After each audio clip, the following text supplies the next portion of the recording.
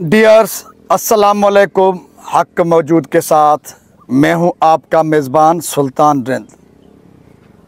आज 24 सितंबर 2024 है, जबकि इससे 4 महीने कबल 19 मई 2024 को इस मुकाम पर गांव बुजाना पर, ये सामने गांव बुजाना पर है और थाना है न्यू फौजदारी।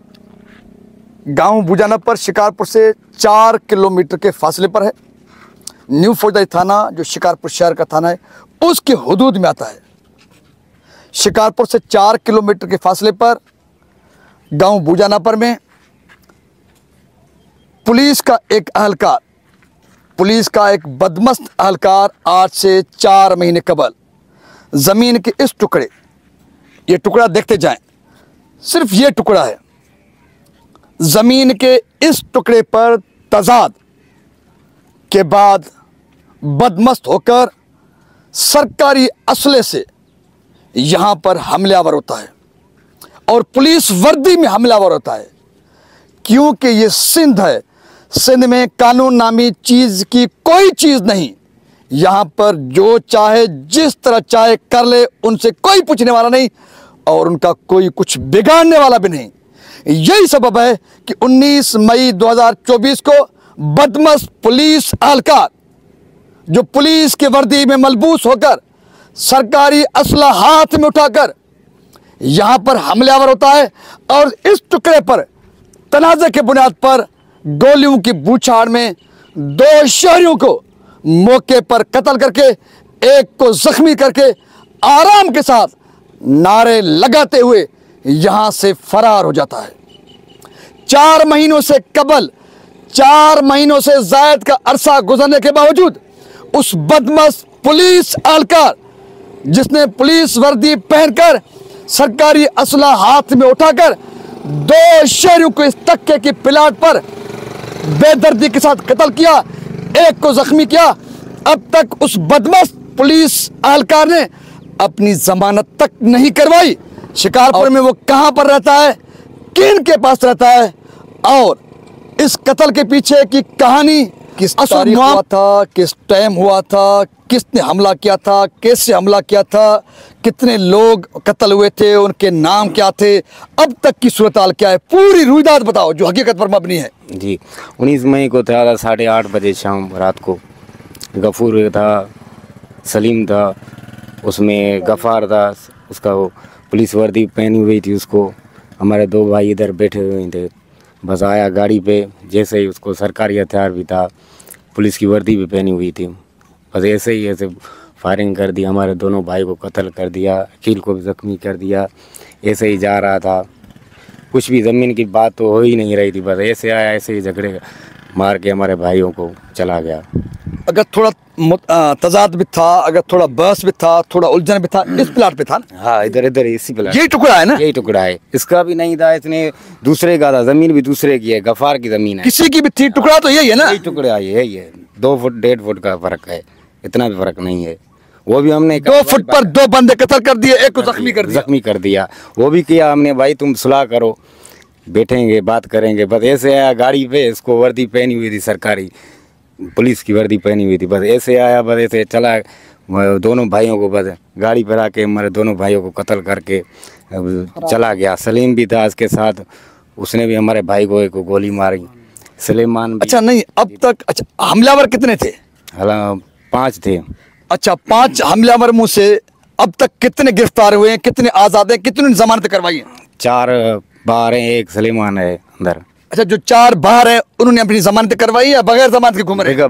बगैर जमानत के बाहर घूम। पुलिस क्या कह रही है गिरफ्तारियों के लिए? पुलिस कुछ भी नहीं कह रहे थे, करेंगे कुछ, ऐसे ही हमें दिलासा दे रही है, कुछ भी नहीं हो रहा है, सरेआम घूम भी रहे हैं बाहर। अभी भी वर्ष की ड्यूटी भी चल रही है लारकाने में, अभी हमको धमकी दे रहा है, भाई मारूंगा मैं, केस पे भी हाथ उठाओ, ये गफूर कह रहा है, सलीम कह रहा है, गफार। पुलिस का बदमस्त अहलकार है, उसका नाम क्या? अब्दुल गफूर, उसकी लारकाने में ड्यूटी चल रही है, अभी भी यही हमें धमकी दे रहा है, भाई मारूंगा, 2 भी मारूंगा चाहे, मैं कुछ भी नहीं आपको चाहे नहीं फैसला करूंगा, नहीं मैं हाथ दूंगा चाहे। पुलिस अब कुछ ही नहीं करे, हम जा रहे हैं, बातें सुनाते हैं, बस ऐसे ही उठा चले जाओ भाई, हम करेंगे कुछ। कुछ भी नहीं। आपका मुतालबा क्या क्या कहना चाहते हैं आप? हमें यही करना कि वो मुतालबा है हमारे आईजी सिंध से, एसपी शिकारपुर से, तो भाई इनको अरेस्ट करो, गिरफ्तारी कराओ, इंसाफ हमें चाहिए और कुछ भी नहीं, हमें इंसाफ चाहिए। देखने वालों, सुनने वालों, सुन रहे हो, देख रहे हो, 2 फुट के मामले पर तनाज़ा, 2 इंसानी जाने ज़ाया, 1 ज़ख्मी और कातिल पुलिस की वर्दी में, पुलिस के असले के साथ, और अब तक अपनी ड्यूटी भी कर रहा है, अब तक उसको पुलिस की वर्दी भी पहनी हुई है। 2 इंसानों के कत्ल का मुकदमा कातिल अब्दुल गफूर नापर, जो बेसिकली पुलिस एहलकार है, उनमें मतलूब भी है, जमानत भी नहीं करवाई है, लेकिन आज भी वो अपनी ड्यूटी दे रहा है, बदमस्तियां कर रहा है। आज भी 2 मकतूल नौजवानों के वर्षा को धमकियां दे रहा है कि केस से हाथ उठाओ वरना तुम्हारा भी हशर खराब किया जाएगा। डीआईजी लाड़काना नासिर आफ्ताब साहब, आपके रीजन में एक बदमस्त पुलिस एहलकार अब्दुल गफूर नापर, जिसको आज भी पुलिस की वर्दी पहनी हुई है, जो आज भी तनख्वाह उठा रहा है, जिसके हाथ में आज भी सरकारी असला है, कल पुलिस वर्दी पहनकर सरकारी असला उठाकर 2 इंसानों को इन 2 फुट जमीन पर कत्ल कर दिया था। और अभी भी शायद आपको लाड़काना पुलिस को इंतजार है कि मजीद किसको कब कैसे कत्ल करेगा, इसलिए अपने इस लाडले को गिरफ्तार नहीं करते, या इसलिए कि वो चिड़गी मुकाम में राइश पजीर है। चिड़गी मुकाम के बैक में कौन है? वो ताकतवर जो कातिलों और रहजनों और बदमस्तों को पनाह देते हैं, उनको सपोर्ट करते हैं।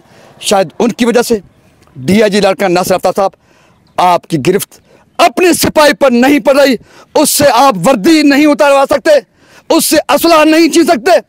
अगर आप एक बदमस्त पुलिस एहलकार जो कातिल है, कत्ल में मतलूब है, उससे पुलिस की मुकद्दस वर्दी नहीं उतरवा सकते, असला नहीं छीन सकते, मजीद कत्लेआम का आपको इंतजार है, तो फिर हम मुतालबा करेंगे कि आप भी अपनी कुर्सी छोड़ जाओ, या तुम भी इन टक्के के कातिलों से मुलविस हो, उनके साथ शाना बशाना हो, शरीक हो, मुजरिम हो।